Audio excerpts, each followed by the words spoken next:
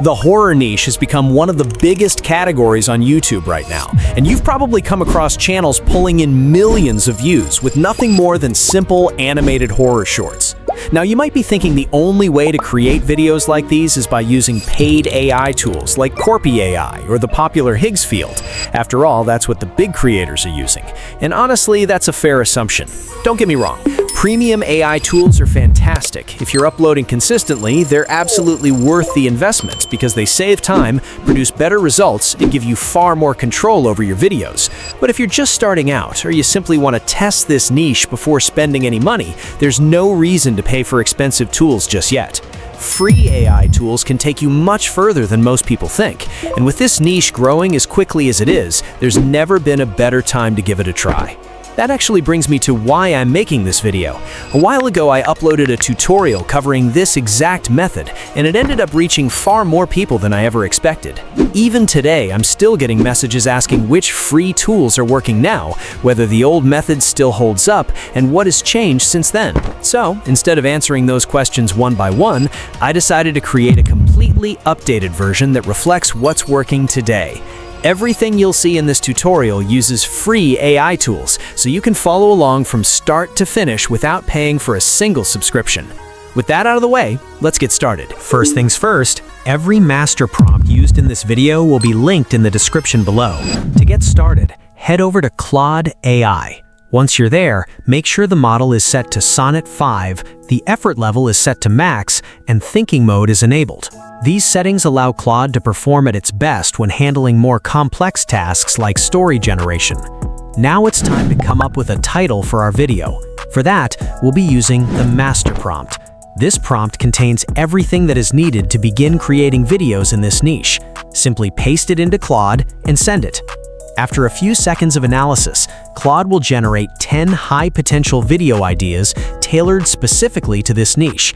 Take a moment to go through the list and choose the one you like best. Once you've made your choice, simply type the corresponding number back into the chat and press enter. Claude will instantly expand that idea into a complete suspense-driven story designed to hold your viewers' attention from beginning to end. With the script finished, the next step is generating the narration. And honestly, this part couldn't be much easier. Simply copy your script into 11 Labs, DubDub, or Google AI Studio. Choose a voice that fits the style you're after, generate the narration, and download the finished audio. That's all there is to it. Now that the voiceover is ready, let's move on to the visuals. Head back to the same Claude conversation. There's no need to start a new chat. Simply type the word continue and press enter. Because of the way the master prompt is designed, Claude will automatically generate a complete character continuity guide along with a full set of image prompts for every scene in your story. Everything stays organized and perfectly matched to the script you just created. Now let's turn those prompts into actual images. Copy the prompt for scene 1, then head over to Google Flow. Paste the prompt into the generation box. Before you generate anything, quickly check your settings. Set the aspect ratio to 9:16 and make sure the model is Nano Banana Pro. Once everything is set, click Generate. Within a few moments, Flow will produce a detailed atmospheric image for your scene. As you can see, the quality is excellent. The lighting looks great, the details are sharp, and the overall style fits the horror theme perfectly. If your first result doesn't quite match what you're looking for, don't worry. Simply generate another variation or make a few small adjustments to the prompt until you're happy with the result. Once you're satisfied, open the three-dot menu and download the image. From here, the process stays exactly the same. Go back to Claude, copy the prompt for scene 2, paste it into Google Flow, and generate the next image. Repeat these same steps for every remaining scene in your story. To keep things moving, I've already generated all of my visuals. Now that every image is ready, we're set to move on to the next stage. Now that all of our assets are ready, it's time to move into CapCut for the editing process. But before we do that, head over to Pixabay and download a background music track that matches the horror atmosphere you're trying to create. Once you've done that, let's jump straight into CapCut. Start by importing your voiceover and placing it on the timeline first. Then listen through the narration and check for any long, silent pauses. If you find any, simply trim them out to keep the pacing tight and engaging. With the narration cleaned up, import all of your generated images and arrange them in the timeline in the exact order they appear in your script. Once everything lines up with the narration, we can start adding motion. To give these still images a more cinematic feel, we'll be using keyframes. The animation style we'll create is a slow zoom in and zoom out, which works perfectly for horror content. Select the image you want to animate and position the playhead where you want the movement to begin. Then head over to the right-hand panel and click the diamond icon next to Transform. This enables keyframes for the clip. Now let's create a zoom out effect. With the playhead still at the beginning of the animation, increase the scale value to somewhere between 115 and 120%. Next, move the playhead to where you want the animation to finish and reduce the scale back to 100%, or even slightly lower if you prefer. CapCut automatically creates the second keyframe for you. At this point, the animation will work, but it'll still feel a little mechanical. To smooth everything out, right-click the last keyframe, choose Show All Presets, then open the Ease graph.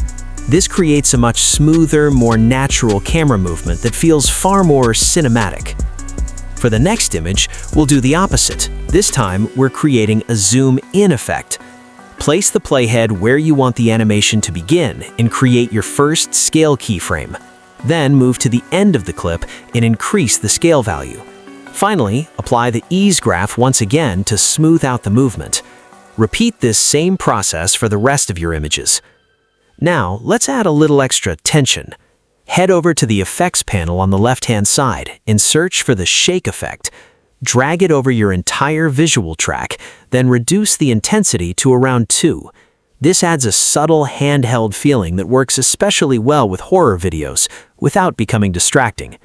Once that's done, generate your captions using the Auto Captions feature under the text menu. Now for the final touch. Drag your Pixabay background music underneath the voiceover on the timeline. Lower the music volume so it sits comfortably beneath the narration without overpowering it. Finally, apply a smooth 2-second fade out at the end of the music so it finishes naturally instead of cutting off abruptly. And that's it. Your horror short is now complete and ready to publish. Simply export the project using your preferred settings, upload it to YouTube, and here's the final result. If you ever visit a small museum in British Columbia, staff will tell you one rule first: never photograph the doll behind the glass. They call her Mandy. Donated in the 90s by a woman who wanted her gone, she said the doll broke things in her house and made her kids sick. Now Mandy sits alone in her case. Cracked porcelain face, one clouded eye, a hand-stitched dress gone gray with age. A kid on a school trip heard the rule and laughed it off, snapped one photo before anyone could stop him. He didn't check it until that night, lights off, alone in his room.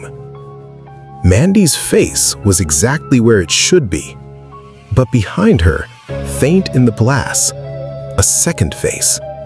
Eyes wide open, a mouth stretched far too wide, full of teeth. He deleted the photo immediately, says he still hears his name whispered some nights, right when the house goes quiet. The museum's rule hasn't changed. Staff say it was never really about protecting the doll.